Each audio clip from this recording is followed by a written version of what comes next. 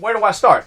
Jerry Seinfeld. I saw him live in the Coliseum in section 103. You know how I know I'm a boomer. You guys been calling me boomer all this time?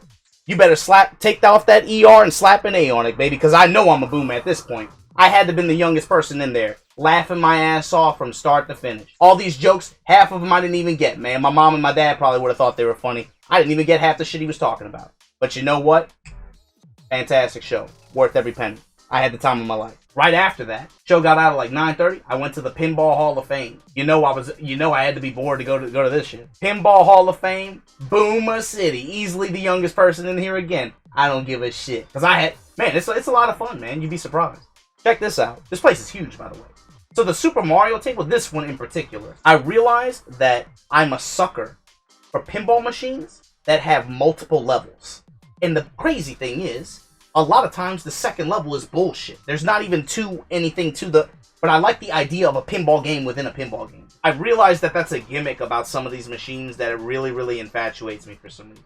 Anytime you have a pinball machine that has like a little pinball field inside of the big one, that's usually gets me interested. And sometimes they're lame as hell sometimes too, man. But I have no idea why. They intrigue me. It's not to be confused. There's like 2 or 3 Super Mario ones too, by the way.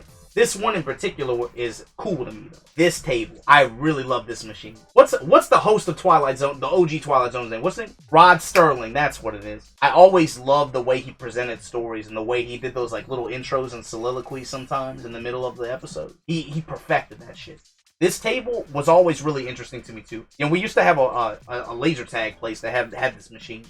I remember at a very young age, I was like, man, what a cool machine. There's lots of little things in it too. You got to know the companies that make the machines too. That's a big thing. There's one company whose shit I consistently do not like. This is a rare cab, but to be honest with you, besides the nuance of it being Street Fighter pinball, it's pretty whack overall. It's pretty. The field just isn't that interesting. There's like 2 really steep ramps. They're too hard to hit, to be honest with you. They had like the name of one of Chun-Li's attacks, but they just like made some shit up for it.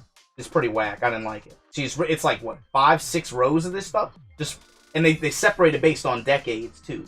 Like these are all the 40s and 50s machines. Right next to that, they had the 60s and 70s and the 80s and 90s. They had this one. This one only came out a few years ago. I didn't realize they were still making pinball machines like this.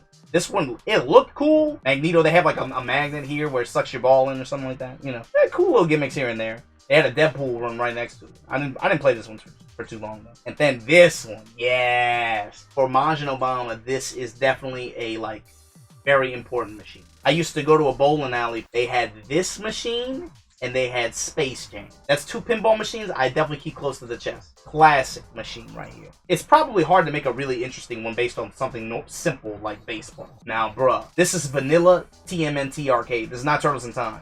But I forgot how fine the April O'Neil on the cabinet was. Somebody get me her Instagram or her Twitter, right?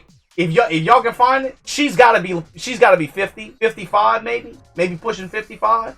I don't give a shit. Somebody get me her Patreon. That's not even cosplay. That's just her. She kind of favors Scarlett Jo. I don't see the Scarlett Jo. I just think she's attractive. Anyway, Indiana Jones. This one's okay. I don't God, I forgot the name of the company whose machines I do not like. Oh, but yeah, man, the Indiana Jones one, there's like 2 or 3 Indiana Jones ones. There's one that's like, this one's like a mix of all the movies, I think. There's another one, though, I think based on the whack, like, fan fiction movie with Shia LaBeouf. I don't know. Anyway, this one's cool. It's pretty much a mix of all 3 of the movies. They have, like, the field's pretty cool. That's the thing, man. Honestly, if the field is interesting, if they give me a lot of blinking lights and shit to hit, I'm usually pretty satisfied with pinball machines. I'd like to get one day. There's quite a few that I like, too, that I would be okay with owning. Obviously, one of the GOATs. Incredible game, to be honest, if you think about it. At this time, too, there were so many. The X-Men one, obviously the TMNT, all the... Bruh, just look at this logo and just be sad. Just look at that. Think about the history. Think about the contributions. Think about how much good shit they had, and then just be sad real quick. Yeah, just let that sink in real quick. Konami was great. Now we hate. Fantastic game. I really like this machine. This is another special machine for me. This one's made by Sega too, and I'm a sucker for the blinking lights. This one doesn't have a field within the field, but a lot of shit to hit, a lot of blinking lights, a lot of props too. I'm a big fan of like the Big Kenny, the Big Toilet. This one's made by Sega, and they used to have this one at Movies 8. I used to go watch the movies sometimes at Movies 8.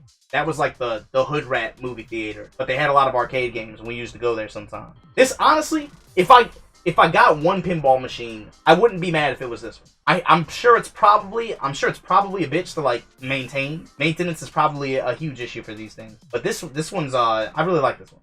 You know what else I'm a sucker for? With your opening shot, there's like a skill shot. You know what I mean? I'll show you one that has it in a second. Addams Family, baby. This is another classic. That laser tag place I told you about, they used to have this machine right next to the Twilight Zone machine. Fantastic machine. I like it a lot. But this one's tight. Yeah, the Terminator 2 one's pretty cool. This one's pretty cool too. It's classy too. I like it a lot. I think this one and the Twilight Zone one, they're classy. They're just really cool. Raul Julia in his prime? Absolutely. I'll take it. And Angelica Houston, if I remember correctly. This one's pretty tight too. I like this one. This one is rare though. You rarely see this machine. Kind of dated too, right? It doesn't even have like the full right. It only has like the slots. But pretty cool machine. I liked it a lot. I think I fuck with Bally. I like Bally, Williams, Data East tables. I think it might be Stern. I hate Stern. Stay out of that Stern pinball Discord. You don't want to go in there. They're in the hentai and all kind of crazy shit. Bruh, the sound effects in this one are fantastic. I love it. This Royal Rumble machine is pretty cool, though. This would be another, I think, cool one to have in your house, right? Rip in peace. To the God King. This, honestly, would be my #1 pick. Space Jam. Fantastic machine. It lacks the field within the field, but there's a lot of stupid shit to do. They give you the skill shot at the beginning. Look at this. You gotta aim. You gotta shoot a free throw. If you want to play the damn game, you gotta make a free throw at the very beginning. Great machine. I love it. Shaved Michael Jordan before he said fuck them kids. He was in Space Jam. And you know what? Right after that, he was in Space Jam Pinball. Fantastic machine. I love it a lot. Sega machine, just like the South Park one. Awesome. It's special for me. Where's Lola Bunny? Come on, man. It's for kids. This dude sells clothes in the little shopping area between the Mandalay Bay and the Luxor. And he made this picture of John Witherspoon. I thought it was really cool. I got a little jacket in there, but this picture blew me away. Isn't that sick? Yeah, he's cool. Nice guy. Yeah, Rip Pops, man. We gotta have a Friday tribute stream. But anyway, that was my adventures at the CPT North American Regional Final.